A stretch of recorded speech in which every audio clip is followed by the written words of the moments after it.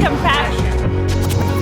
Choose compassion. Here with me today is Toronto animal rights activist Len Goldberg.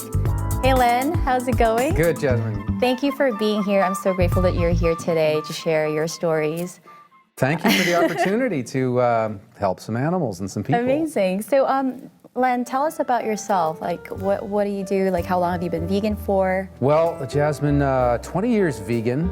Wow, same as Jenny. Yeah, the same as Jenny. 27 years vegetarian. Unfortunately, I took 7 years to go vegan.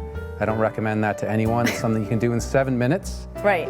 20 years ago, we didn't have quite the information that we have today on how the cows suffer and how our health is destroyed by consuming dairy. So. Wow, but that's amazing that you've been vegan for 20 years. I wish it had been for life because I put a lot That's what every vegan say, right? Put a lot of bad things in my body, but hopefully I've detoxified by now. Who knows? Right. But right. So what made you go vegetarian first? 27 years ago, there was a video put out called Diet for a New America, and it was the real first vegan documentary. And it was put out by John Robbins, who was set to inherit the fortune of the Baskin-Robbins ice cream family.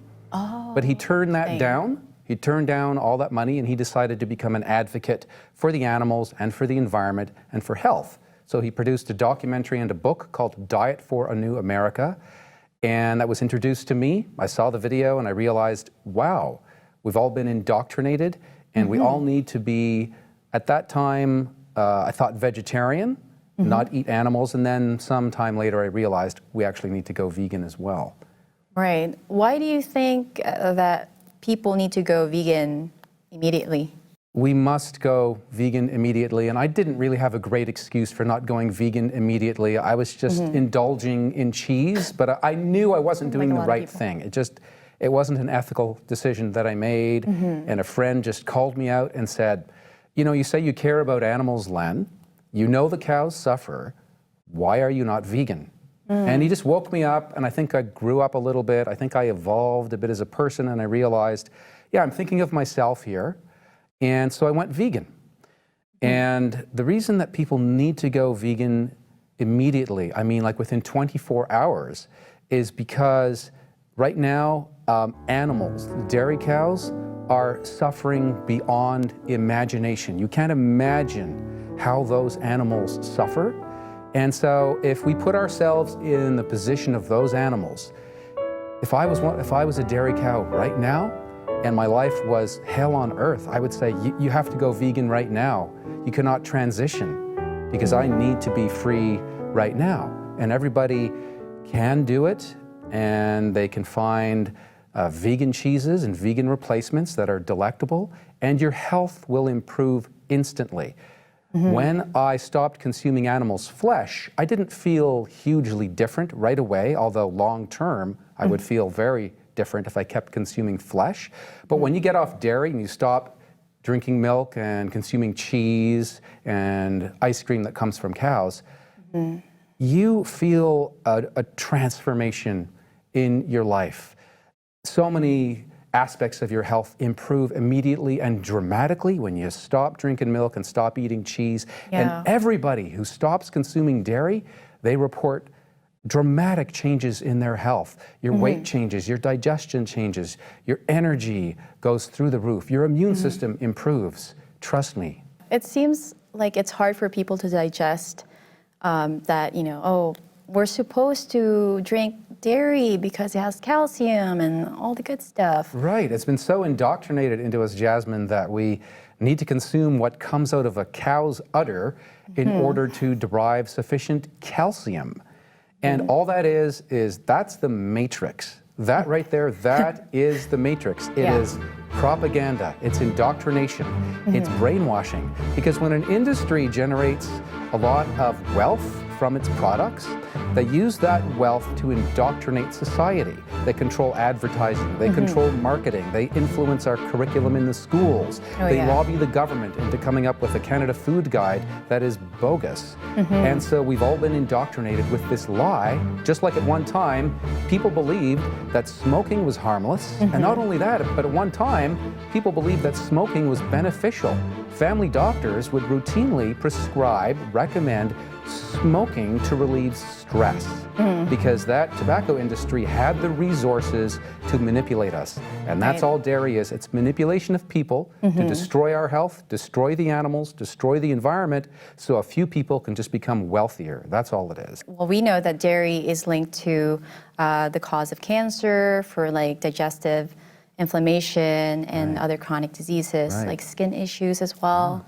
So if people want to be healthy, right, there's so many dairy alternatives and cheese alternatives available now, like as opposed to like compared to when you were vegetarian or 27 years ago. Yeah, exactly. You mentioned skin. People report dramatic improvements in their skin very often. Yeah. Right? They're shocked at how their skin improves when they stop consuming what came out of a cow. When you think about it, why are we the only species in the history of the world that is, in effect, sucking on the udder of a cow? Yeah, or a goat. Or a goat, right. Why are we doing? No other animals do that. We're supposed to be the smart species. Let's be smart and stop sucking on cows' udders. Yes. Now I want to ask you about your activism, Canada Goose. How evil is that industry? Because millions of coyotes, this is a coyote, which is a wild dog, a canine, are being tortured and murdered for Canada Goose jackets. These are beautiful, sensitive, very sensitive, playful, intelligent, family-oriented animals. And this animal was trapped around the neck with a snare trap. And as she struggled to flee the trap, the snare trap just tightened, cinched around her neck. And the more she tried to struggle and get away from Canada Goose, the more that this wire tightened around her neck, strangled her to death. But she was on this trap line for days because the trapper might not check the trap line for days. So other animals came along and started cannibalizing this coyote. So, and this is the finished product here. Canada Goose jackets. So that's one full coyote for each trim on a Canada Goose jacket. Are you serious? Just one? Oh, absolutely, because the fur that they use is the fur along the spine of the animal here. They just take this, and the rest of the animal is just thrown into a pile and absolutely discarded. And, you know, and not only that, but these jackets are filled with feathers that are yanked painfully out of the bodies of geese. No way. Absolutely. I thought that you're not supposed to hurt the geese. No, it's torture. It's like yanking out your fingernails. But they have a lot more than 10 feathers, so it's an unimaginable agony. The feathers will grow back. They'll yank out all of those feathers out of the goose again. It's a torture beyond anything we can understand. And then eventually that goose just wears out from the torture, and then they will kill that bird, maybe for flesh, or maybe they will force feed the goose or the duck to enlarge that animal's liver for the delicacy known as pâté de foie gras. It's just, when you're buying a Canada Goose jacket, you're buying a product that is drenched in unimaginable suffering of so many animals. And I should mention that very often what happens is, since Canada Goose is using trappers that kill the adult coyotes, then there's no one left to feed the pups. The coyote pups back at the den, so they starve slowly to death.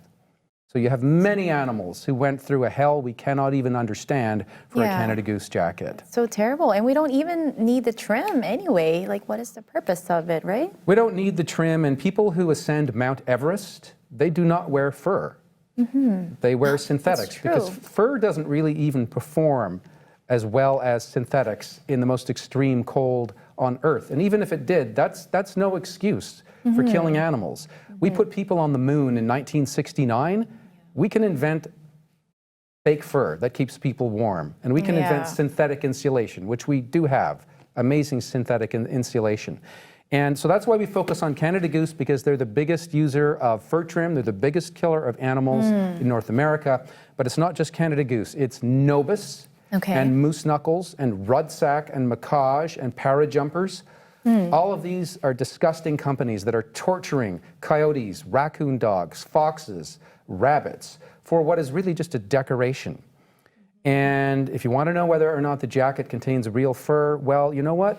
Don't buy a jacket that has any kind of fur, synthetic or real.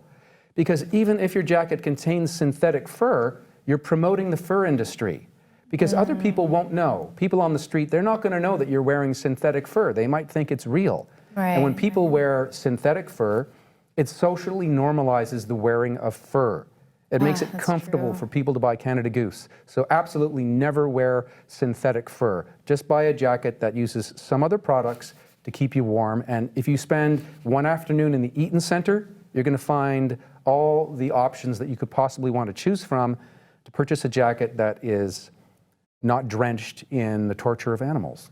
Yeah, that's true. Oh my gosh, I need to take off the synthetic fur trim on my coat. Oh, that's awesome. Does it zip off, or can you? Yeah, it zips off. That's fantastic. My thinking was, okay, well, it's kind of like showing people that there's an alternative, you know, as opposed to like using real fur. Right. So, but now that you put it that way, it changed my perspective. So I'm like, yeah, okay. Yeah, the problem is people won't know that it's fake, and that's the problem. It's a disaster for animals to wear fake fur, a catastrophe. It's so inhumane, and these celebrities are like proudly wearing them. Like even Drake, he's supporting Canada Goose. He is. Unfortunately, Drake is supporting Canada Goose, and Jenny, who was on one of your other shows.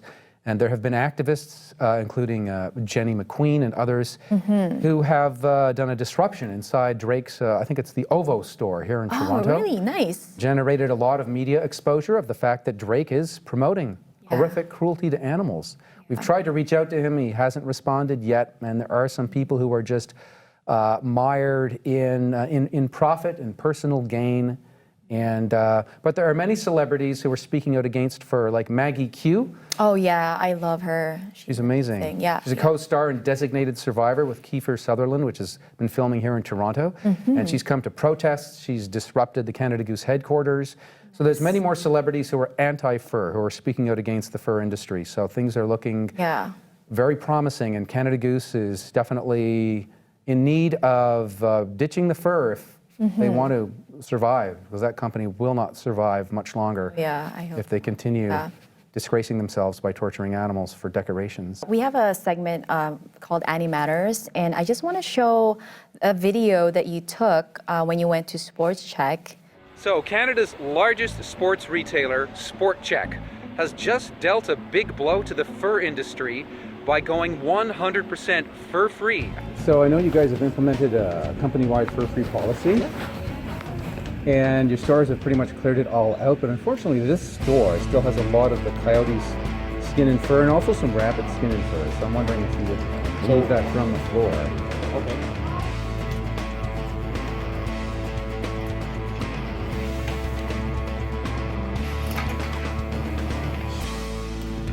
Sport Check has a huge range of compassionate, awesome, warm, cruelty-free coats, like these beautiful Arc'teryx women's parkas here. Instead of using Cool Down, they use Corloft.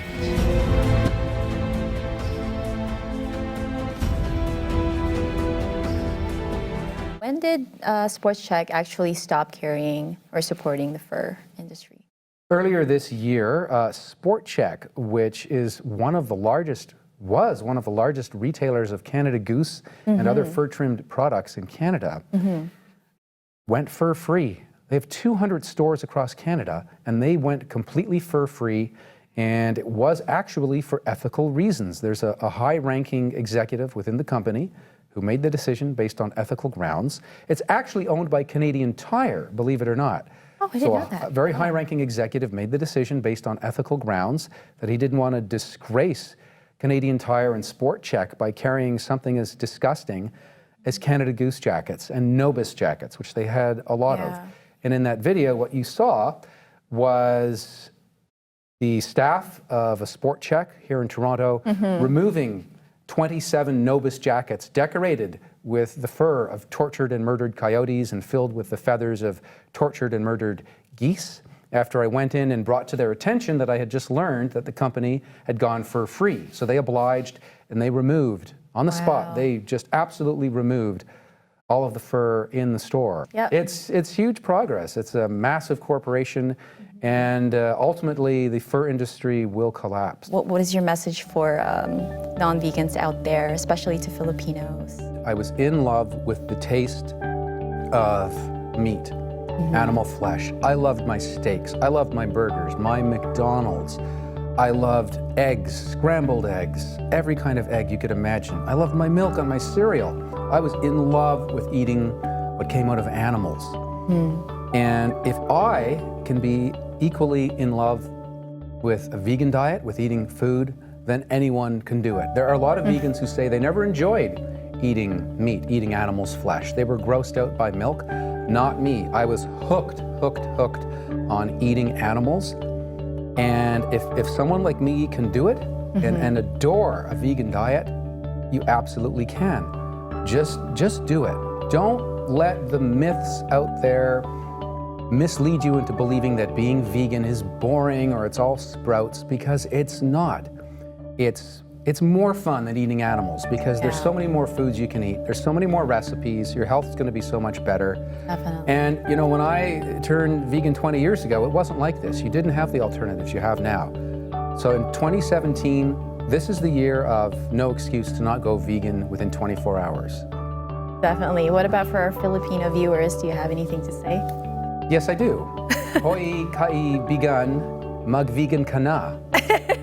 Right now. That's Was that awesome. okay? Yes, that My was Tagalog's good. not... No, it's okay? that's pretty good. That's okay. pretty good. If you haven't already, please follow us on our social media.